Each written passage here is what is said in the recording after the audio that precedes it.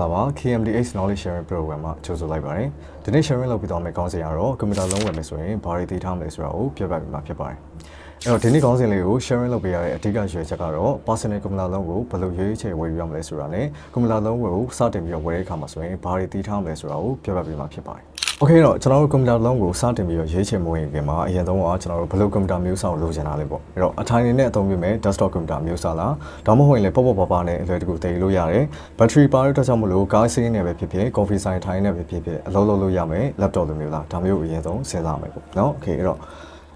့ဘာလို့ကျွန်တော်တို့ကထပ်ပြီးတော့ကွန်ပျူတာကိုလိုချင်တာလဲပေါ့အဲ့တော့ကွန်ပျူတာဝယ်ယူတဲ့အခါမှာဆိုရင်ပထမဆုံးစဉ်းစားမှာကျွန်တော်အလုပ်လုပ်ဖို့အတွက်လား gaming အတွက်လား video editing အတွက်လားဒါမှမဟုတ်ရင်လည်းအိမ်မှာပဲအသုံးပြုဖို့အတွက်လားဒါမျိုးကိုကျွန်တော်တို့အရင်ဆုံးစဉ်းစားမယ်ပေါ့အဲ့တော့မှကျွန်တော်တို့အသုံးပြုမဲ့ပုံမူတည်ပြီးတော့ specification တွေကိုရွေးချယ်တတ်ဖို့လိုပါတယ် Okay အဲ့တော့ပထမဆုံးကျွန်တော်ရွေးချယ်ရမှာက CPU ပေါ့အဲ့တော့ CPU မှာဆိုရင်ကျွန်တော် Intel နဲ့ AMD ဆိုပြီးတော့နှစ်မျိုးရှိတယ်ပေါ့ဘယ်ဟာပိုကောင်းလဲဆိုတာတည်းမိမိတို့အသုံးပြုတဲ့ပုံမူတည်ပြီးတော့ရွေးချယ်ဝယ်ရပါမယ်အဲ့တော့ Intel မှာဆိုရင်ကျွန်တော် Core i3, i5, i7, i9 ဆိုပြီးတော့ရှိပြီးတော့ Office နဲ့ Home use အတွက်ဆိုရင်ဘယ်ဟာပိုကောင်းလဲဆိုရင်တော့ Intel ပိုပြီးတော့ကောင်းတယ်ပဲအဲ့တော့ AMD မှာဆိုရင်တော့ Ryzen 3, 5, 7, 9ဆိုပြီးတော့ရှိတယ်အဓိကတော့ editing အတွက်ကိုပို့ပြီးတော့ရွေးချယ်သင့်ပါတယ်အဲ့တော့ gaming အတွက်တို့ high FPS game တွေ e-sport game တွေအသုံးပြုနေတယ်ဆိုရင်တော့ Intel ကိုအသုံးပြုသင့်ပြီးတော့ streaming နဲ့ editing ဘိုင်းမှာဆိုရင်တော့ AMD ကိုရွေးချယ်သင့်ပါတယ်Okay တော့ CPU ပြီးသွားပြီဆိုရင်ကျွန်တော်နောက်တစ်ခုကတော့ RAM ပေါ့ RAM မှာဆိုရင်ကျွန်တော် 8GB 16GB 32GB ဆိုပြီးတော့ capacity ကအမျိုးမျိုးရှိပါတယ်အဲ့တော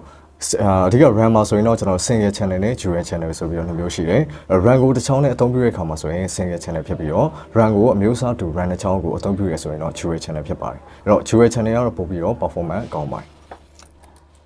Okay တော့ RAM ပြီးသွားပြီဆိုရင်တော့နောက်တစ်ခုကတော့ storage capacity တွေကကျွန်တော် hard disk နဲ့ SSD ဆိုပြီးတော့နှစ်မျိုးရှိပါတယ်အဲ့တော့ပုံမှန်အဖြစ်ဆိုရင်တော့ SSD ကတော့ပို့ပြီးတော့ performance ကောင်းတယ်အဲ့တော့ SSD တွေမှာတော့အမျိုးအစားတွေများစွာရှိပြီးတော့ကိုယ့်ရဲ့အသုံးပြုတဲ့ motherboard ပေါ်လိုက်ပြီးတော့ရွေးချယ်တတ်ဖို့လည်းလိုပါတယ်ပြီးတော့နောက်တစ်ခုကတော့ကျွန်တော် GPU အဲ့တော့ GPU မှာဆိုရင်ကျွန်တော် built-in GPU နဲ့နောက်တစ်ခုက dedicated GPU ဆိုပြီးတော့နှစ်မျိုးရှိပါတယ်အဲ့တော့ built-in GPU ဆိုတော့ကိုယ့်ရဲ့ကွန်ပျူတာတွေမှာတစ်ခါတည်းပါဝင်ပြီးသား GPU မျိုးစားဖြစ်ပြီးတော့ dedicated GPU ဆိုတော့ gaming တို့ video editing တို့ 3D rendering တို့အတွက်ဆိုရင်ကျွန်တော်တို့ dedicated GPU ကိုတိုးဆိုင်လို့ရပါတယ်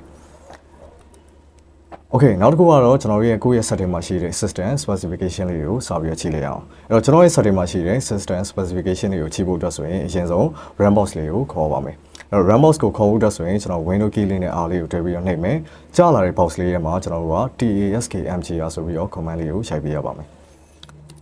အရာပြီးတော့ပြီဆိုရင်တော့ကျွန်တော်တို့ CPU တို့ memory တို့ hard disk တို့ GPU တို့ကိုကြည့်ဖို့အတွက် performance ဆိုတဲ့ tab လေးတွေကိုဆက်ပြီးတော့တွားမယ်performance ဆိုတဲ့ tab လေးထဲမှာတော့ကျွန်တော်ပထမဆုံးတွေ့ရတဲ့ကောင်လေးက CPU အဲ့တော့ကျွန်တော်ရဲ့ set ထဲမှာရှိတဲ့ CPU ရဲ့အမျိုးအစားတွေကိုစစ်ဆေးဖို့အတွက်ဆိုရင် CPU က Intel Core i3 တက်ချင်အောင်သုံးထားတယ်သူရဲ့ speed ကတော့ 2.60 GHz ရှိပါတယ်CPU ရဲ့အောက်မှာကျွန်တော် memory ဆိုတဲ့ tab လေးရှိပါတယ်အဲ့တော့ memory ဆိုတဲ့ tab လေးထဲမှာကျွန်တော်ဘာတွေရှိလို့ရလဲဆိုတော့ကိုယ့်ရဲ့ကွန်ပျူတာထဲမှာသုံးထားတဲ့ RAM က DDR3 4GB ဆိုတော့သုံးထားတယ်အဲ့တော့ RAM ပြီးတော့ပြီဆိုရင်နောက်တစ်ခုကကျွန်တော် hard disk memory ဆိုတဲ့ tab လေးရဲ့အောက်မှာကျွန်တော် hard disk တို့ SSD တွေရဲ့ capacity လေးကိုထပ်ပြီးချိန်လိုက်အောင်အဲ့တော့ကျွန်တော်ရဲ့ disk ရဲ့ဒါ capacity လေးကတော့ဒီမှာ 256GB ဆိုတာလေးကိုသုံးထားတယ်အဲ့တော့ disk ရဲ့ capacity ချိန်ပြီးသွားပြီဆိုရင်တော့ကျွန်တော် GPU လေးကိုဆက်ပြီးတော့သွားလိုက်အောင်အဲ့တော့ GPU မှာဆိုရင်ကျွန်တော်ရဲ့ setting မှာ NVIDIA GeForce ကိုသုံးထားတယ် 940M ဆိုတာလေးကိုကျွန်တော်တွေ့ရပါမယ်အဲ့ဆိုရင်တော့ကျွန်တော်ရဲ့ဒါ capacity လေးဖြစ်တဲ့ CPU တို့ memory တို့ disk တို့ပြီးရင် GPU ရဲ့ system specification တွေကိုကြည့်ပြီးတော့ပါပြီ Okay အဲ့တော့ specification တွေကိုကြည့်ပြီးတော့ပြီဆိုရင်တော့ကျွန်တော်ရဲ့ setting မှာအသုံးပြုထားတဲ့ operating system ရဲ့ဒါ license ပေါ့မပေါ့ကိုကျွန်တော်ဆက်ပြီးတော့ကြည့်ကြည့်အောင်အဲ့တော့ကျွန်တော်သုံးထားတဲ့ operating system ကတော့ Windows ကိုအသုံးပြုထားတယ်အဲ့တော့ကျွန်တော်သုံးထားတဲ့ Windows operating system တွေမှာ license ပေါ့မပေါ့ကြည့်ဖို့အတွက်ဆိုရင်အရင်ဆုံး search box လေးတွေကိုရင်ဝင်ပါမယ်အဲ့တော့ဝင်ပြီးတော့ပြီဆိုတာနဲ့ကျွန်တော် command ဆိုတဲ့တွေကိုဝင်မယ်ဝင်ပြီးတော့ရင်တော့ကျွန်တော်တို့ဒီဟာလေးကို run as administrator နဲ့ဆက်ပြီးတော့ run လိုက်ရပါမယ်